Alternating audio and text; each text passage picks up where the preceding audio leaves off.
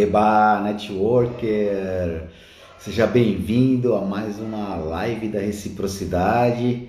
Vocês sabem que o meu valor de contribuição da advocacia é que promoveu meu interesse, aliás, a minha necessidade de trazer muito conteúdo para vocês, muito conteúdo para os colegas advogados, porque como especialista em networking jurídico, e claro, networking é uma das ferramentas do marketing jurídico, eu quero trazer muito conteúdo para que você possa desenvolver a sua advocacia. Então, hoje temos um convidado que também é da área do marketing jurídico, aliás, um dos precursores do marketing jurídico no Brasil. Deixa eu colocar aqui, eu esqueci, vamos colocar então o tema da nossa live, que são as 7 estratégias para o futuro da advocacia. Rodrigo, E perfeito. Me aí, ouve tudo bom, bem? Eduardo? Ouvindo Tô perfeitamente. ouvindo A gente sempre perfeito, dá uma sim. perguntada, porque sabe como é que é, né? Live é live. E é engraçado, porque, por exemplo, semana passada o meu convidado, ele foi conectar o fone de ouvido dele, se deu conta que ele tinha um iPhone e não tinha conexão para o fone com fio. Então a gente vai perguntando. Rodrigo, show de bola, tá me ouvindo Ah, bem? sim, sem Então, cara, quero problema. te agradecer imensamente por você ter aceitado o nosso convite. Você tem um valor de contribuição com a advocacia, assim como eu. Atuamos mais ou menos, né? Eu ensino fortemente um pedacinho daquilo que você é um grande especialista em em marketing jurídico, um dos precursores, talvez o precursor do marketing jurídico no Brasil, né? E você sabe que eu tenho uma história para te contar antes de que você comece. Quando eu comecei a estudar o marketing jurídico no Brasil, isso já deve fazer uns 6 ou 7 anos, eu comecei a buscar um material e não encontrei nenhum curso, não tinha encontrado nenhuma palestra, no YouTube não tinha nada, e eu encontrei 3 livros sobre marketing jurídico. Um do Alexandre Mota, o outro seu e o outro do Felipe. E foi todo o material que eu me baseei no início dos meus estudos. Então, para mim é um imenso prazer ter você aqui comigo, né? Você é uma das pessoas que me inspirou e abriu esse caminho para a gente estar aqui discutindo isso hoje. Mas eu não quero dar muitas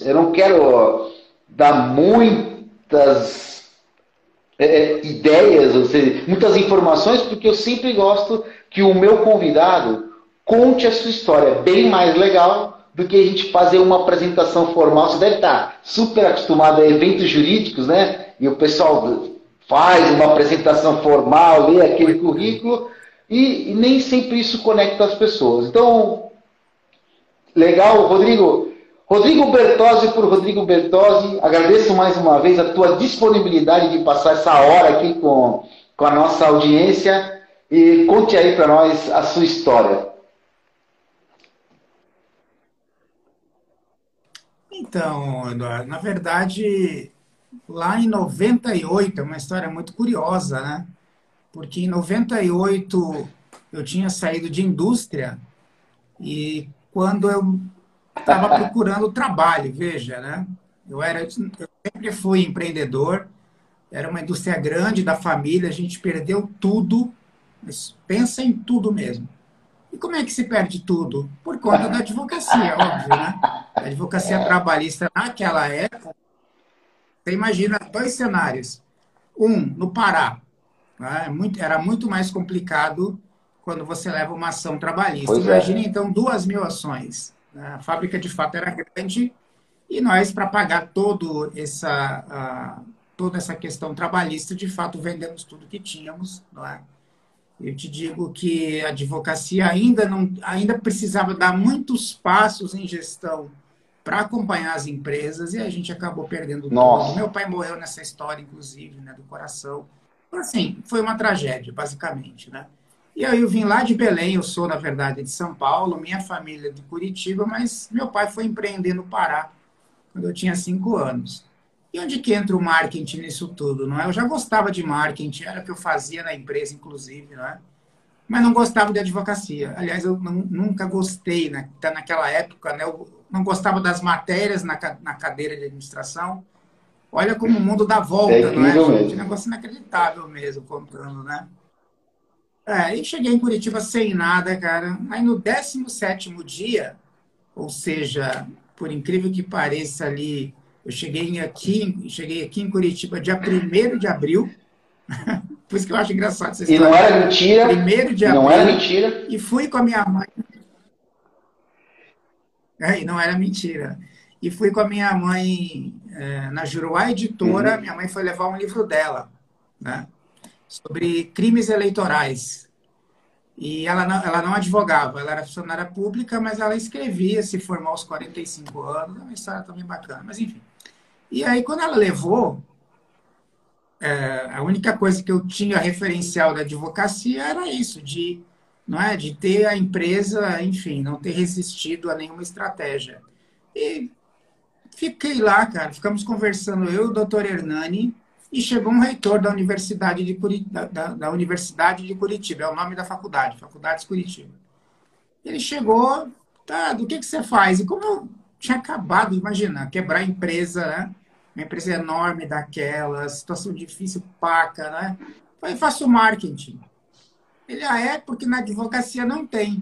Falei, é mesmo? É. Falei, pô, olha, doutor, né? Eu acho que não é uma verdade. Ah, é verdade, sim. É que você não é advogado, você não sabe. E aí o que eu fiz? A única pergunta que é a mais correta. E aonde que eu vejo, então? Aí ele me apresentou, falou, é o provimento 75. Peguei e fui ler. Falei, gente, pode tudo, na verdade. O que você não pode é agir com falta de bom senso, o exagero, não é? É adicionar algumas coisas que de fato não podem, mas em linhas gerais, o marketing de verdade, o marketing puro mesmo podia. Que é posicionamento, na época ainda estava chegando o livro do Jack Uhum. Trout, né, sobre posicionamento, depois reposicionamento, com a Rise, enfim. E aí foi, bom, o que eu estou lendo aqui do Provimento 75 dá para fazer muita coisa. E aí começou, não é? No outro dia, Eduardo, eu escrevi um artigo sobre marketing jurídico, já dei o nome, marketing jurídico. E aí saiu na antiga Teia Jurídica, que não existe mais, mas era um site grande para a época, né? Era o Sei. equivalente hoje ao Conjur, por exemplo. Então foi isso. Dia 17, eu falei que tinha marketing jurídico, mas na verdade não tinha, né? Isso de 98. E no outro dia eu escrevi esse artigo, mostrei para o editor, por que você não manda para a Teia Jurídica? Mandei para a Teia Jurídica, publicaram, pasme, no dia 18 me liga uma pessoa, você não quer dar uma palestra sobre esse tema? A gente nunca viu aqui. E eu fui, sabia nada de advocacia, eu não compreendia o que eu sei hoje, é óbvio, né? É aquela coisa de você ir com a coragem mesmo. Então, um mês depois, eu dei a primeira palestra de marketing jurídico. E dali saíram os 3 primeiros clientes, cara. Então, assim Sensacional, começou tudo. espetacular. E eu aprendi, é uma história interessante, né? E eu aprendi um detalhe, que a advocacia, ela respeita quem trabalha muito bem a sua habilidade de escrita e de fala. Porque isso é a Uhum. principal habilidade da advocacia. Então, há um respeito muito grande quando você faz o mesmo movimento, né?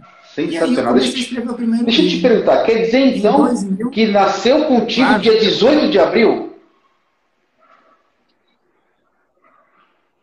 isso, 18 de abril foi Sabe que publicado dia o que eu primeiro nasci? artigo na Teia Jurídica. Exatamente. 18 de abril. Não, 18? Olha só, coincidência não Cara, existe, né? só que eu Eu sou um acredito pouquinho mais muito. velho, porque eu nasci em 72. Então eu já Ah, tinha é. aí meus 20 e poucos anos nessa época. Mas também eu terminei. Não, mas eu sou 2 anos. Eu sou mais velho Então, que você, eu tenho 51. Então, quando eu comecei, eu e estava eu, com eu vinte e oito começando a anos. advocacia, vinte porque e eu oito terminei a anos. faculdade em 1994. Comecei a estagiar antes e tal. Então, olha, eu também acho que coincidências não existem, viu, Que legal. Rodrigo?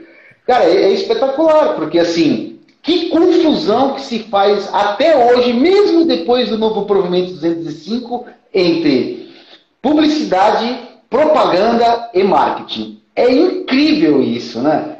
E a gente está aqui, eu, você, o Alexandre e outras pessoas que falam com propriedade para desmistificar, acabar com isso e explicar um pouco mais aprofundadamente o que é marketing. Eu tive a honra, pode falar, fica à vontade, pode complementar. Pois não, pode. Não, esse pensamento que hoje, não é? Hoje você ainda tem muitos profissionais, eu fico impressionado, assim, que desconhecem uma matéria, não é como essa, ou apenas o provimento. O marketing jurídico, de fato, o que tem no provimento, eu diria que é 10% da verdade, daquilo que de fato funciona, não é? É estratégia de posicionamento, é estratégia de você mapear mercado, é uma estratégia comercial também. Claro que eu estou falando para os outros, não para você, óbvio, você conhece também. É um grande guarda-chuva que abarca diversas matérias, né? E isso foi esmiuçado ao longo do tempo.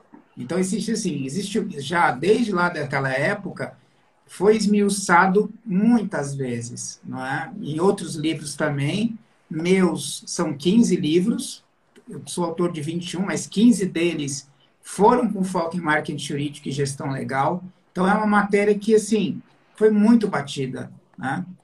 Mas é aquela história, né, Eduardo? Não é todo mundo que aproveita as oportunidades que está diante de si, né? E ainda tem muita gente sofrendo, sendo que não precisava, né? Tem coisas que são até lógicas e o marketing é muito legal. Eu notei uma coisa, eu não sei se você concorda comigo, é curioso, né? Quando saiu o provimento 205, mesmo antes dele ser aprovado, eu fui dar uma espiada no provimento e eu acho que a maioria dos especialistas devem ter percebido isso, que na verdade, está todo mundo falando novo marketing jurídico, novo, mas de que de novo não tinha nada, né? Alguma coisa ele regulamentou, vamos dizer assim, ele clareou, por exemplo, a questão envolvendo uma coisa que todo mundo está achando que é a salvação da advocacia e não é, que é a possibilidade de patrocinar posts nas redes sociais. E a gente sabe que eu estou vendo um montão de gente fazendo bobagem nessa área. Não sei se você também está vendo isso. Então, o novo provimento ele veio apenas, talvez, regulamentar questões como esta. E, fora isso, não tem enormes novidades, né, Rodrigo? Não tem, cara. Assim, o 75, né, o provimento 75 foi substituído pelo 94/2000, né? Se a gente for analisar o 94, lá já está falando das questões de mailing, mas mailing de e-mails, não é? Claro, hoje está, vamos dizer que foi atualizado para o WhatsApp, para a campanha de WhatsApp, enfim. Então, mala direta, né, já falava brevemente de site, estava começando ainda aquilo lá, né? Os folders eletrônicos, e pasme, né? Passa 23 anos e ainda tem folder eletrônico. Muitos escritórios ainda são folders eletrônicos, né? Sendo que nós precisamos fazer várias adaptações. Mas a base, você tem toda a razão, a base mudou muito pouco, né? Aquilo que faz uma advogada e um advogado de sucesso continua sendo as mesmas coisas, né? Eu gosto, até coloquei, né, já que você me desafiou para colocar 7 questões, né? Uma delas é isso, é a volta ao passado, porque a lógica permanece a mesma. Então, eu até fiz um comparativo, e vou colocar no meu livro, tua culpa, viu? Porque eu tenho que escrever isso aí, eu acabei fazendo um comparativo, e as ideias, elas surgem, né? Estava indo buscar meu filho no colégio, e tive uma ideia, olha só. O que dizem no esporte, especialmente no esporte competitivo? Que é fácil chegar, mas é difícil se manter. Né? Chegar assim, no topo, né? É até um jargão popular, não é? Chegar no topo é fácil, ficar lá é muito difícil. E tem várias coisas que explicam isso, como ser muito jovem, por exemplo, que é uma vantagem no esporte, né? A questão cardio. É óbvio que tem mais vantagem de alguém que tem mais idade. Claro que nós temos Tom Brady e outras coisas desafiam, né? São inexplicáveis. Mas é fora da curva. É fora da curva. Desafia a lógica, mas a lógica é. É fora da curva. Então, mas é assim no esporte, não é? Jovialidade, a pessoa, ela ainda não sabe, ainda está muito jovem, então a pressão psicológica ainda é pequena, não está sofrendo pressão de outras diversas fontes. Mas na medida que ele vai se tornando uma referência, essas pressões vão esmagando. O direito é exatamente o contrário. É muito difícil chegar no topo e é mais fácil, entre aspas, lógico, vamos lembrar que é sempre entre aspas aqui, ficar no topo. A jornada é muito dura. Não estou falando de ganhar dinheiro. Tem gente que acaba ganhando dinheiro nos primeiros anos de advocacia. Estou falando ter nome, reputação, imagem, referenciais, enfim. Isso leva anos de construção. Chegou no topo, aparentemente as coisas são mais fáceis. Era até a pandemia. Chega a pandemia, acontece inúmeros fatores que tá mudando essa lógica desse raciocínio. Então, realmente, quando você chega lá no topo, no direito, você já passou por muita coisa, né? Você já é mais resiliente, você consegue enxergar coisas que não via quando era mais jovem, é mais estratégico nas ações, enfim, né? Olhando aqui para o direito clássico mesmo, sem olhar para a gestão. Então, esses que chegaram no topo começaram os primeiros movimentos de gestão legal. Por exemplo, Dr. Pinheiro Neto. Já em 48, 49, ele já estava com alguns movimentos. E aí, na década de, acho que 60, ele já criava os escaninhos, né? Que viria a ser timesheet e CRM. Então, assim, aquilo começou a frutificar de várias formas. E aí, se você se mantém por muito tempo. Mudou. Chegou a pandemia, eu vou até aproveitar essa tua fala da pandemia, que deu uma embaralhada, né, na cabeça de todo mundo a pandemia, e foi bem a propósito. Porque eu não sei se você, quando escreveu, os nossos live espectadores talvez não saibam, nós tivemos a honra de fazer parte do livro, o Manual de Coaching Jurídico. Então, eu e o Rodrigo somos coautores, e o teu capítulo fala sobre estratégias para o futuro, mas nós já estávamos impactados diretamente por essa questão da pandemia. Então já foi pensando nisso, né, Rodrigo? Essa confusão que se deu. E assim, eu tenho que trazer uma das muitas coisas que me chamou a atenção no teu capítulo. É que a gente está falando de uma coisa e de repente vamos chegar em num outro ponto. Você fala de repensar o modelo. Então, justamente, era tranquilo, tinha mais ou menos uma jornada que era mais ou menos mapeável, e aí você alcançava uma posição de destaque na advocacia, e aí veio essa confusão toda, e evidentemente isso já estava começando devagarzinho com o advento de algumas questões tecnológicas, e de repente a pandemia trouxe isso muito rapidamente. Então, o que significa para você, Rodrigo, esse repensar do modelo? Não, perfeito. São pelo menos duas questões que temos que levantar, dois estilos de advocacia que são muito diferentes. A advocacia empresarial, que ela é a mais vista, entre aspas, não é? Ela não é a mais popular, tá? Mas ela é a mais vista quando você diz, tem análise 500, você tem a Chamber, você tem uma série de ferramentas que mostram os escritórios empresariais, mas não mostra o Brasil real, que são as bancas pessoa física, que tem bancas enormes. Aliás, a maior banca do Brasil não é o Nelson Williams, se chama Marco Inácio, e ninguém conhece. Uma banca que tem 78 escritórios, 2 mil advogados. E se você pesquisar no Google sobre os maiores advogados do Brasil, ele não aparece nem entre os 100.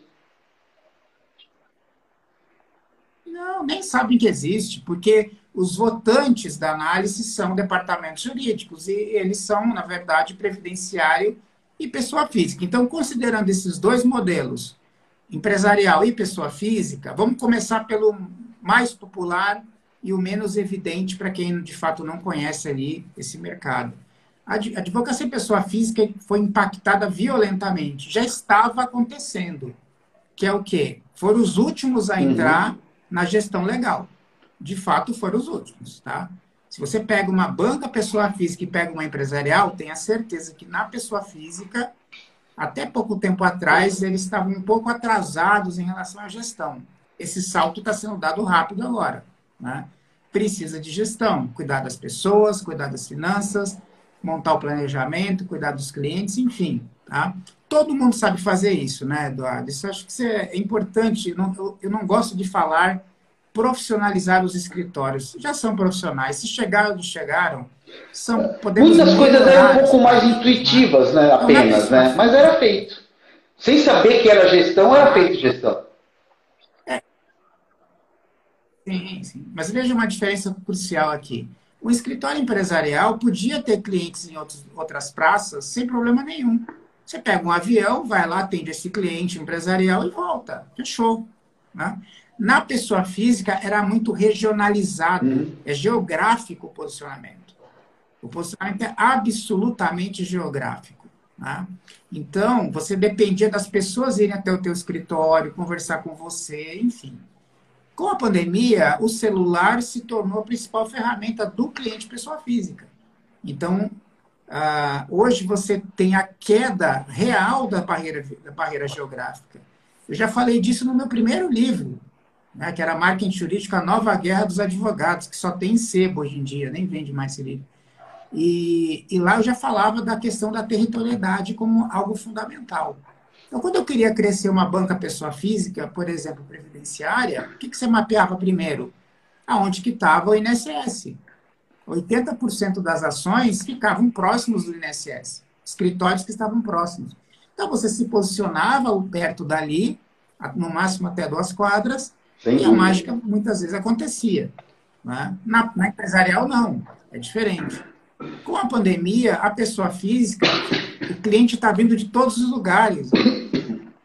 Então, isso é bom, é uma excelente notícia e é uma péssima notícia. Eita! Desculpe.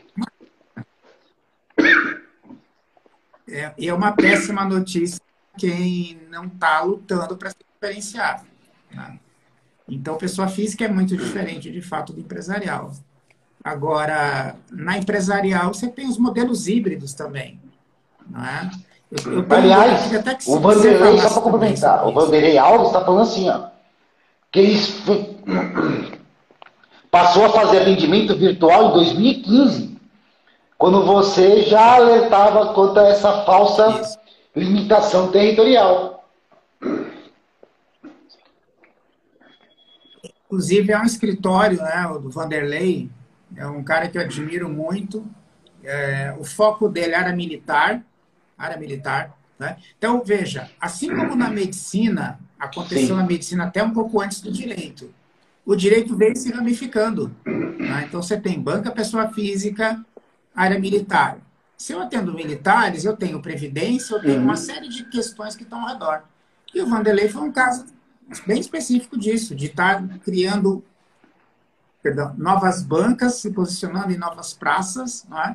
E também com atendimento já online. Então, algumas bancas muito diferenciadas como eles perceberam que dava já para ir se posicionar em outras praças. Incrível. E não depender do território. E aí se expandiu. Se expandiu. Não é uma novidade, sabe, Eduardo? Mas não, mesmo que esteja escrito, mesmo que esteja sendo falado já há tantos anos, uma minoria fez. Mas essa minoria que fez, olha, com toda a tranquilidade, posso dizer isso aqui, arrebentou no mercado. Tá? Especialmente cidades de 100 mil habitantes, 300 mil habitantes, são 265 cidades com esse gap. E aí você vai mapeando, né, essas cidades e vai se posicionando. Então, muita gente perdeu o cliente sem nem perceber, né? Nem perceber. E agora, com a pandemia, sendo o atendimento virtual, muitos escritórios estão percebendo que você, se ficar parado, você perde a freguesia que está do teu lado. Né? Então, mudou a guerra. A guerra está mudando. E qual é a tua opinião? O que você enxerga nos empresariais? O que você acha que a pandemia impactou neles?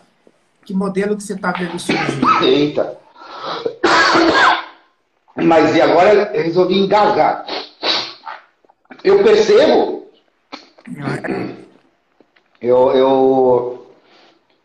É muito interessante Porque, assim, o modelo empresarial, e existem muitos escritórios empresariais que tornaram-se empresariais também de forma intuitiva. E quando você conversa com esse advogado e pergunta, por exemplo, qual é o principal tipo de cliente que ele tem, ele muitas vezes, você deve passar por isso na tua consultoria, com frequência ele não sabe responder esse tipo de coisa. E aí, é o que eu sempre falo para os alunos, para os amigos advogados, é que para quem não começou, apesar da qualificação, o advogado quando termina a faculdade, e eu acho isso um grande erro, acho que já estava na hora de a gente repensar isso no modelo do ensino do direito, mas vamos trabalhar com o que está posto hoje. Ele está qualificado para fazer tudo e ele pensa o seguinte: eu faço tudo. E existe um grande medo de se posicionar. Quem trabalha com advocacia empresarial e aquele modelo finito das indicações de cliente por cliente sabe que hoje nessa guerra esse modelo ele ficou ainda mais difícil, a não ser que você aprenda a trabalhar efetivamente o teu network de uma maneira efetiva, sem perder tempo e dinheiro só comparecendo a eventos que as pessoas às vezes são refratárias ao networking, porque, não, vou perder tempo, vou perder dinheiro, não vai funcionar para mim. A grande questão, me parece, é essa coragem de, pelo menos, você identificar uma área efetivamente prospectiva e estar perto do seu público-alvo. E aí, nós vamos cair exatamente no mesmo processo do Vanderlei, que fez o quê? Foi identificar onde é que está o cliente dele. Como é que eu faço para chegar nesse cliente lá em 2015? Porque não vamos dizer que a gente não tinha tecnologia, porque o Skype tem desde quando? 2012. 2012 pelo menos. Muito bem. É só ter... eu me parece que neste caso é uma questão mesmo de coragem, de ter coragem de se posicionar como um mega especialista em uma determinada área, para você começar a fazer uma comunicação de prospecção para aquela área. E essa é o grande gap dos advogados hoje. Mas eu faço tudo. Eu sou especialista em várias coisas, em X, Y, Z. Mas isso confunde o teu cliente. Talvez isso que as pessoas não enxerguem. Eu acho que você tem toda a razão, né? Eu me deparo com isso, para ser bem exato, desde que eu comecei. Eu não comecei em um único escritório, foi 3 escritórios simultaneamente me contrataram. André Lali do Rio Grande do Norte, uma pequena banca, hoje é dominante. O doutor Indalécio Gomes Neto, que era ex-ministro do TST, hoje tem uma banca com mais de 100 advogados. Quer dizer, de novo, posicionamento, diferenciação, mercado bem focado, né? Então já era feito isso. E a Conservan Frastino, que se tornou até uma banca internacional, sendo pequena de Curitiba. Então, o que acontece nos 3 casos, e isso é uma repetição, né? Elas tiveram a decisão de tomar posicionamento, né? E o posicionamento no passado era as áreas do direito, né? Hoje tem 54 áreas. Então, se você não disser o que você faz, o cliente ele precisa ter referencial. O escritório pode, e pela experiência que eu já tive em tantas bancas, são quase 900 bancas já, tem escritórios que, de fato, têm múltiplas áreas, e são bons em múltiplas áreas, mas não é uma pessoa ou 2. Então, vamos pegar o mercado que está, assim, óbvio, ululante para todo mundo. Mercado de saúde. Mercado que cresce a 12% há mais de 100 anos, né? Então, você tem, dentro do mercado de saúde, tanto a advocacia sindical, pessoa física, como empresarial. Aqui está a tua primeira escolha. Quem é você? Né? Você quem? Uma vez que você escolha qual é o teu nicho, digamos, de perfis de advocacia, porque tem bancos que até hoje decidiram isso. É um pouco de tudo. Faz família, mas é tributarista, mas faz trabalhista empresarial e pega um processo em outra pessoa física. Ok, é a mesma coisa que um hospital genérico ou então uma clínica genérica. Então, as pessoas querem saber o sobrenome do indivíduo. A área é o nome trabalhista, o sobrenome é na construção. Então, você consegue, sim, criar hoje escritórios, por exemplo, quando está falando de saúde, trabalhista na área de saúde. Ah, mas não é pequeno? Oi? Indústria química, indústria farmacêutica, atacado e varejo farmacêutico, laboratórios de imagem, laboratórios de análise clínica, é um mercado gigante. Então, é um posicionamento que não está te limitando. Você está abrindo os olhos para um mercado enorme. Né? Mesma coisa quando nós começamos, eu comecei sozinho primeiro, depois eu conheci a Lara. Né? Faz 20 anos que a Lara é minha sócia. E aí nós abrimos outros setores na consultoria, não é só marketing jurídico. Nós trabalhamos com 8 áreas diferentes. E temos consultores em cada área. Então, é meio que múltiplo. Na advocacia, é muito parecido. Então, veja, nós somos uma consultoria que nasceu para ser no mundo jurídico. Nós nunca atuamos em nenhuma empresa, não é? Nunca atendemos médico na vida, ou pequena empresa, comércio, indústria, foi só foco na advocacia. Você imagina, lá em 98, quando eu contei para minha mãe que, olha, eu vou trabalhar com isso aqui. Ela, o quê? Mas está louco? Vai fazer um concurso público, meu filho. Quem que vai contratar isso? E era meio desse jeito, cara. Era desse jeito. Marketing, o quê? Isso não existe. Então, foram anos para mostrar que não só existe, é uma matéria séria, uma ciência, não é?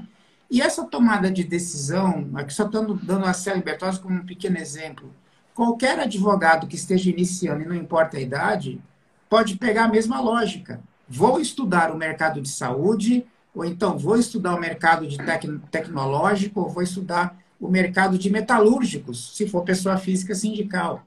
Então, o cliente ele está pedindo experiência. E não é da boca para fora. Você consegue fazer experiência, sim, para o cliente. Por exemplo, bancas pessoa física. Eu estou pegando esse cenário porque é um cenário que pouca gente vê, conhece de verdade, né? Banca pessoa física, por exemplo, hostless. Já tem escritório que tem hostless. Que ela está lá para receber o Eduardo, encaminhar o Eduardo para o determinado advogado e são treinadas para ser gente boa, gente engraçada, divertida. Porque às vezes tem que esperar na pessoa física. Chega segunda-feira, tem 40 pessoas para atender.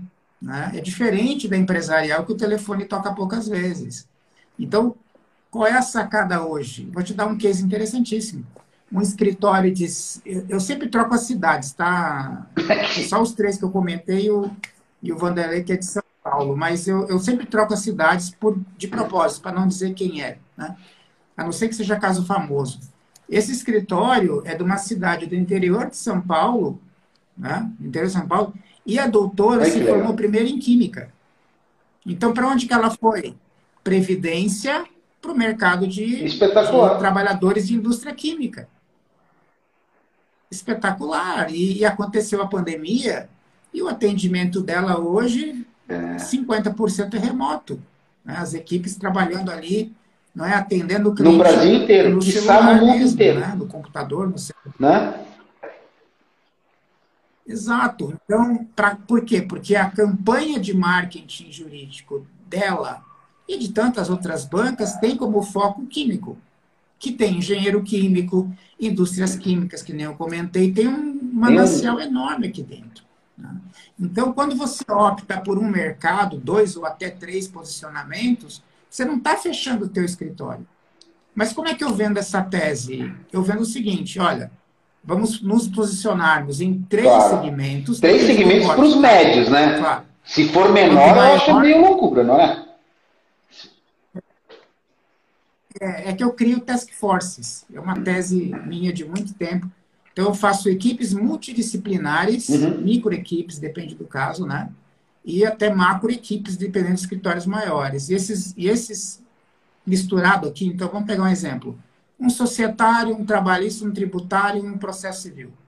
Esses 4 indivíduos, até com estagiário, inclusive administrativo, eu coloco no meio, todos são importantes dentro de um escritório. Esse pequeno grupo vai estudar o mercado, por exemplo, de saúde. Tá? E esse estudo é tão importante porque ele, de fato, faz com que o advogado comece a falar a língua do cliente. Os melhores advogados que eu conheço, que já tive o prazer de conviver, ex-ministros, inclusive da STF, juiz, embargador, grandes nomes, autores de livros, gente de muito sucesso, quando eles chegam nesse topo, pelo menos a esmagadora maioria, eles passam a falar de maneira simples. Concorda? Eles são simples. Você vai conversar com o doutor Elis Gandra, é uma maravilha. Com o doutor Indalécio, eles não dificultam. Né? O ministro Aris Brito foi cliente, eu acabei de falar assim, que foi cliente nosso, enfim. O Aris é sensacional. Eu conheço pessoalmente, ele é incrível. Assim, né, eles se adaptam a você. Mas o jovem advogado, não, ele quer falar difícil e complexo.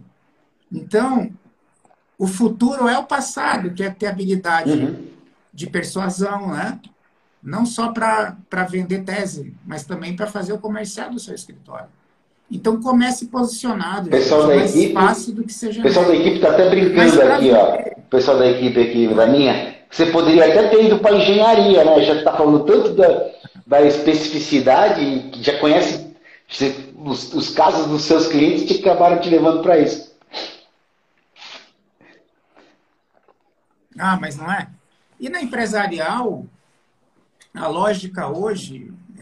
sim, desculpa, só não terminei o raciocínio lá do interior de São Paulo. Hoje, parte da equipe do escritório está no Piauí. Tá? Está no Piauí. A outra parte está em São Paulo. E é pessoa física, que em tese é territorial. Com a pandemia, o que nós estamos fazendo? A equipe de produção de peças pode ficar em qualquer lugar, não importa. Calhou de ser no Piauí, nesse caso. E o que nós vamos nos especializar? Na experiência do atendimento ao cliente online ou presencial. Então, as carteiras estão se diversificando. Por isso que eu disse que é uma boa e uma má notícia. Se você está na tua cidade lá de 150 mil habitantes achando que não vai ter mais concorrente qualificado, você está enganado. Porque teu cliente já está sendo atacado. Eu fico preocupado com uma coisa, Rodrigo. É porque a cada dia que passa, a gente sabe que o mercado aponta que as tuas ações de marketing, ela começam a surtir um efeito razoável 18 meses depois. E esse é um dado tão preocupante que o advogado não sabe e ele começa normalmente começa a pensar em marketing quando o calo aperta, né? E aí talvez ele já está 1 ano e meio atrasado. Isso. E isso... Normalmente, sim. Ainda mais bancas empresariais, né, Eduardo?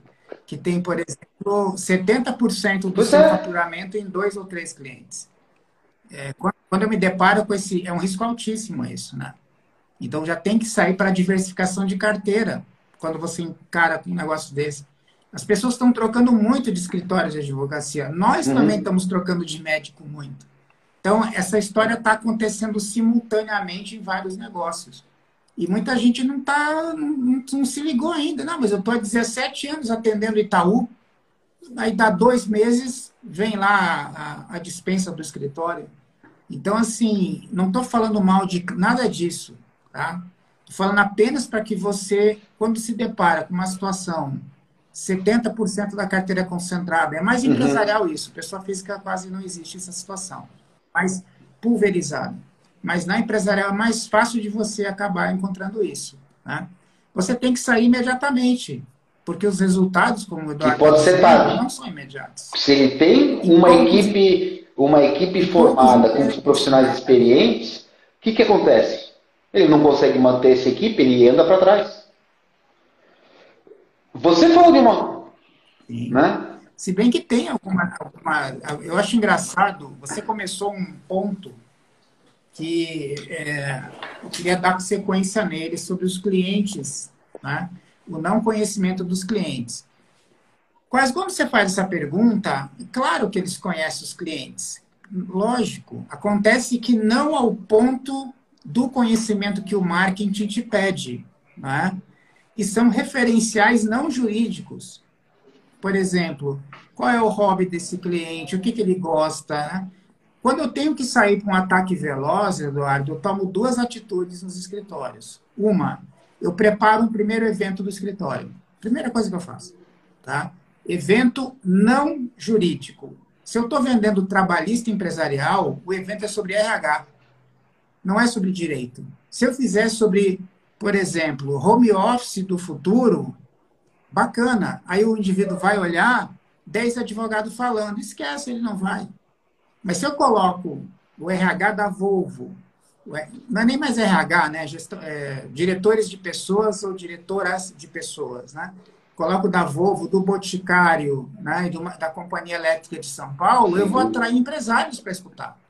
E aí eu, como advogado trabalhista, estou ali dentro. Esse é o movimento mais rápido, que é gerar networking muito veloz. E o outro, que é o mais simples, é analisar a carteira ativa, inativa e todas as propostas que o escritório mandou nos últimos 5 anos. Geralmente, parte da resposta está nesses dois movimentos, que eles são mais rápidos. Né? E não sei, você já deve ter feito isso, doutor. Nossa, eu lembrei aqui do Eduardo. Caramba, o Eduardo foi um ótimo cliente, então vamos marcar um café, vamos marcar um almoço, vamos rodar, vamos fazer algo acontecer. Né? E não é nem dinheiro. Né, quando Eduardo? A gente fala de networking, você sabe muito bem disso, a gente tem três posições. Primeiro, você está visível. Depois, você adquire o passo da confiança. Quando um cliente que já foi seu cliente, você ultrapassa essa primeira etapa. Você já partiu para a segunda etapa. É muito mais fácil de você conseguir, dependendo de umas circunstâncias, evidentemente, fechar novos contratos. E não necessariamente com esse cliente, talvez seja esse um ponto que os advogados precisam estar atentos.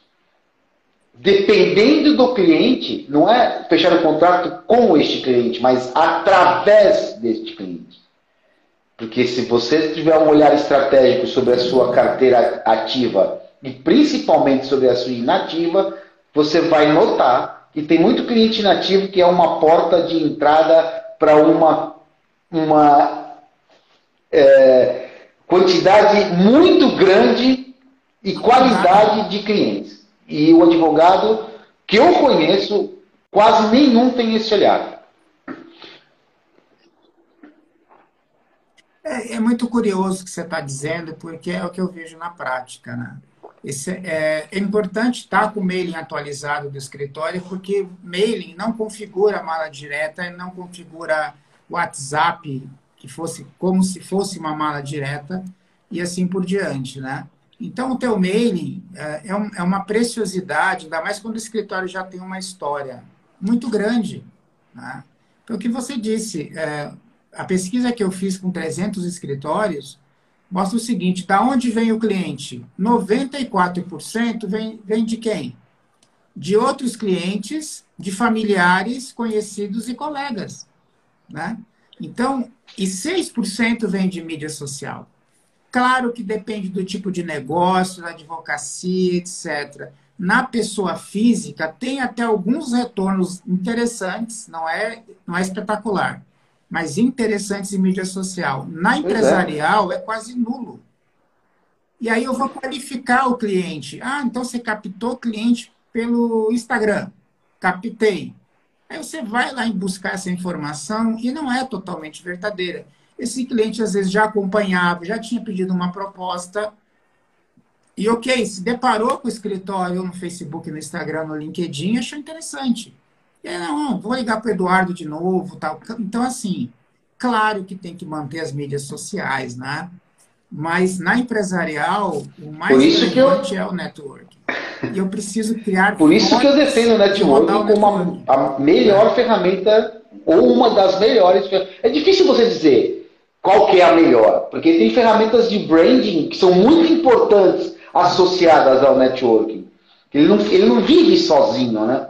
Mas, cara, assim, em termos de você colocar em prática rápido, e foi exatamente o que você falou, ele é auto-aplicável, se você entende o que você tem que fazer e olhar para a sua carteira. Ele requer um esforço, eu não diria menor, mas um investimento menor, por exemplo.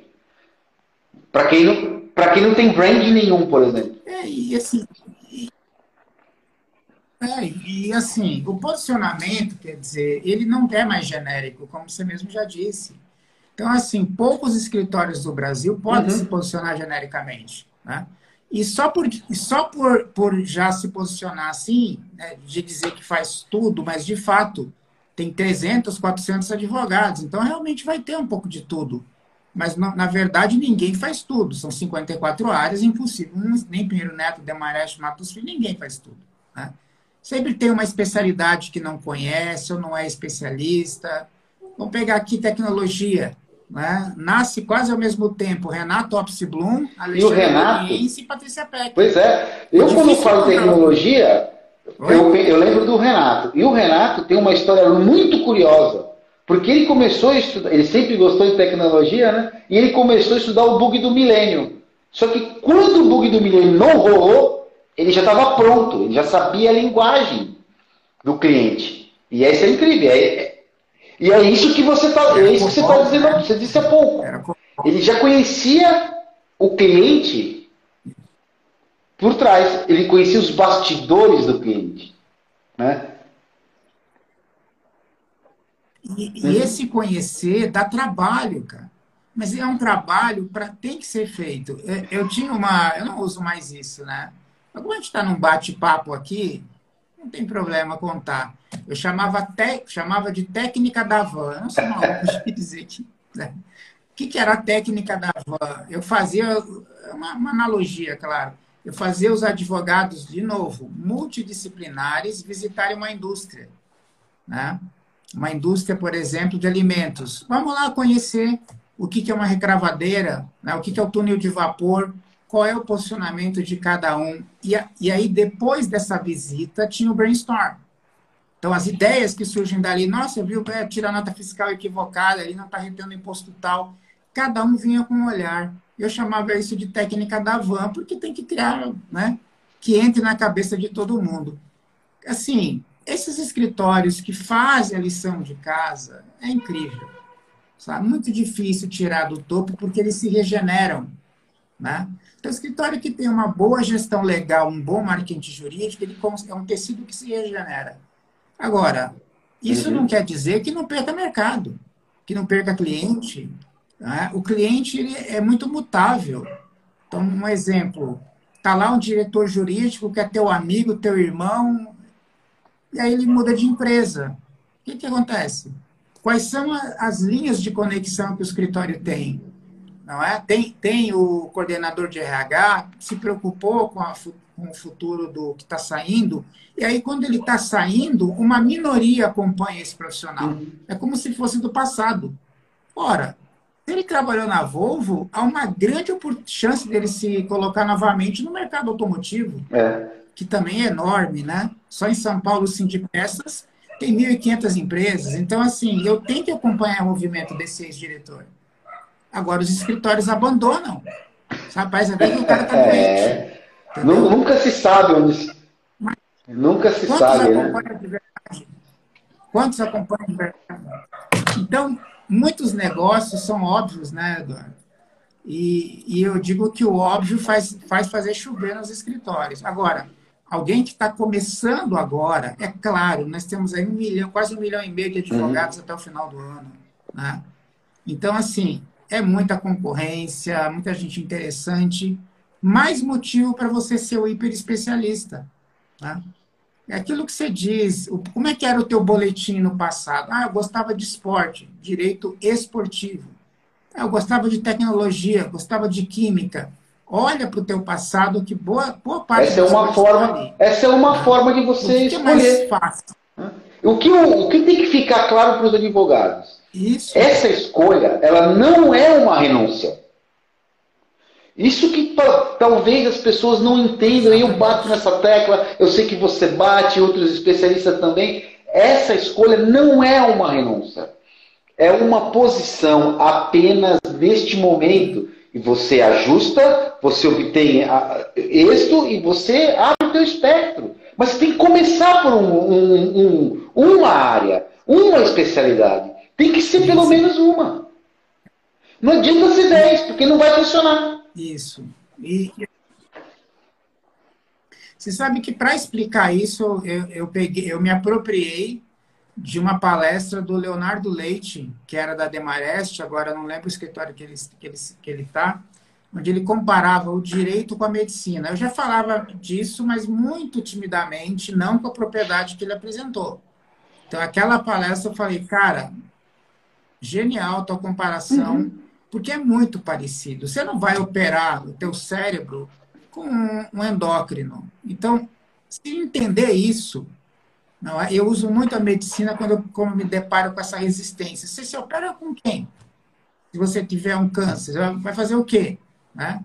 Então, a lógica é essa. Os especialistas estão tomando o mercado.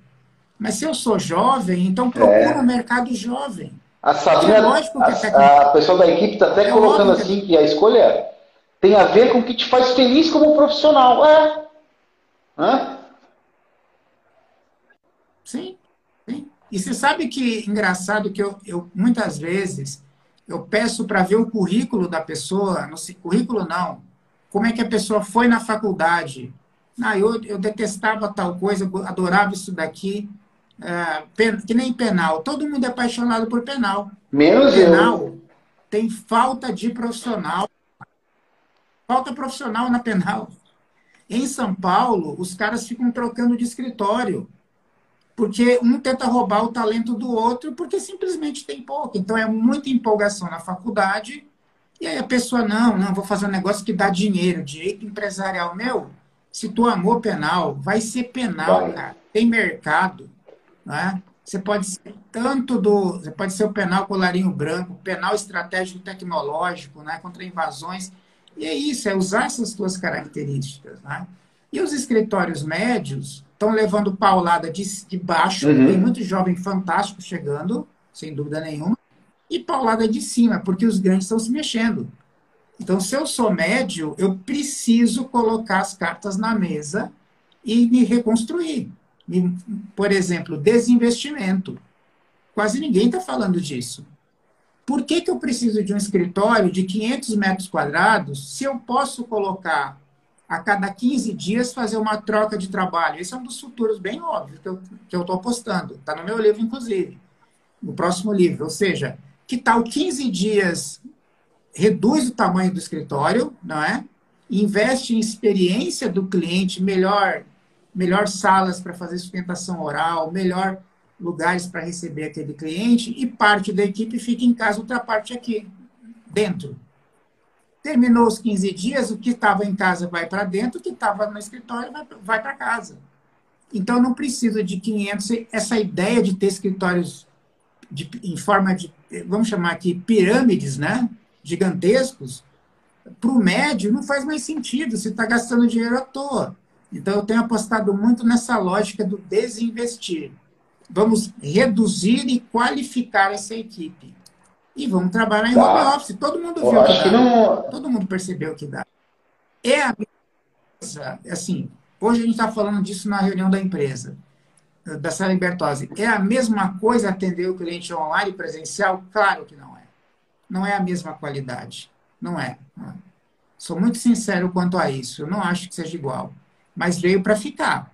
Veio para ficar. Então, eu não preciso ter escritórios grandes. Né? Então, onde eu vejo que o custo está muito alto, vamos desinvestir? E tem alguns que já estão aceitando. Não, cara, vamos desinvestir, faz sentido. Se a produção pode estar em qualquer lugar do Brasil, por que você tem que ter uma estrutura enorme? Vamos enxugar e ter foco no lucro?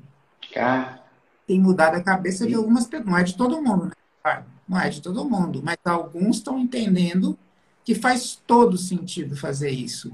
E outra, se eu posso colocar a equipe em qualquer lugar, significa que eu não tenho mais limite de crescer. Muitas vezes, eu acho que você já deve ter se deparado com clientes assim, nossa, eu não consigo pegar mais nenhum cliente. Por que não consegue? Por dois motivos. Não tem espaço físico ou porque não tinha equipe. Bom, equipe eu posso contratar gente brilhante de qualquer lugar. Né? E espaço físico, para muita gente, não faz mais sentido, né? É curioso como mudou o mercado, né? O advogado, para dizer que tinha sucesso, ele queria ter o escritório maior que o do concorrente. E batia no peito com orgulho. Eu acho que tem que ter orgulho mesmo. Ninguém está discutindo. Mas há novas modelagens que Ele não você precisa ter um prédio, crescer, ele pode ter só metade do né? prédio. Às vezes o cliente nem tem a Eu visão, acho nem tem também. noção dessa magnitude de que muitos escritórios chegaram, né, Rodrigo? Cara, eu queria te mostrar uma coisa. Olha, Eu anotei, ó, tudo isso aqui para gente falar. Sabe em que ponto nós estamos? Aqui, ó, no primeiro. não,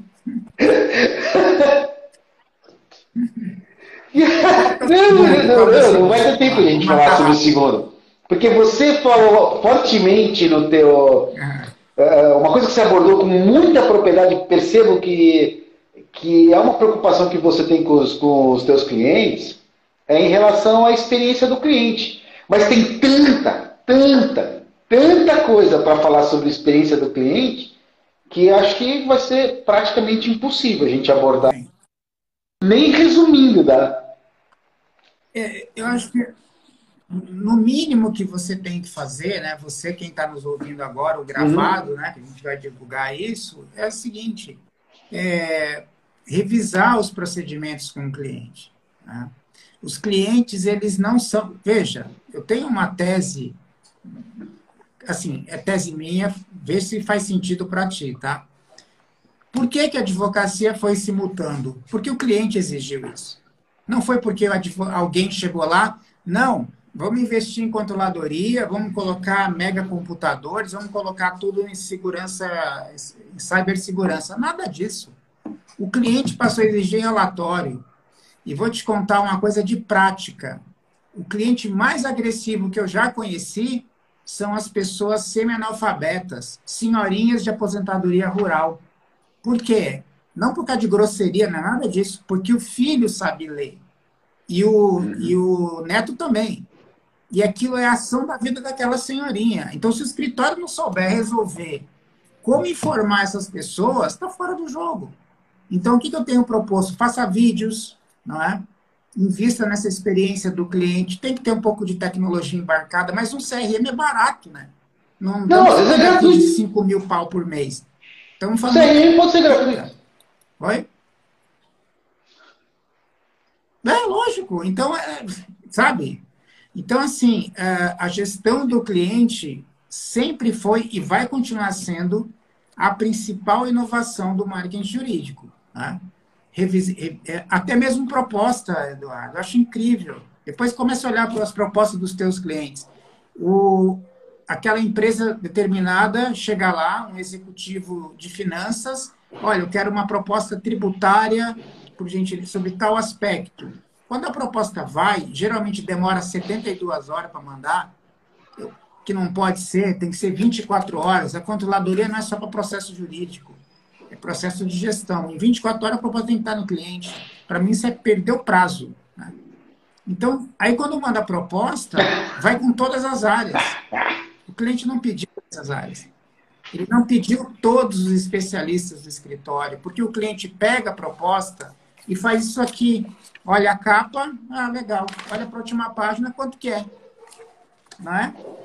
Que tal simplificar esse modelo usando uma técnica que eu bato nisso aí desde que surgiu o celular quase, né? Faz assim, perdão, não é o celular, os smartphones. Faz um vídeo explicando a proposta. Não é um vídeo sofisticado. Pega o teu celular. Tudo bem, Eduardo. Aqui é o Rodrigo Bertozzi. Aí tem que se identificar para não parecer que é um vídeo genérico. Né? Tudo bem, Eduardo. Estamos aqui mandando a proposta assim, assim, assado. Vamos abordar o problema tal, tal e tal. Muito obrigado, eu sou o Rodrigo Bertozzi. Por quê?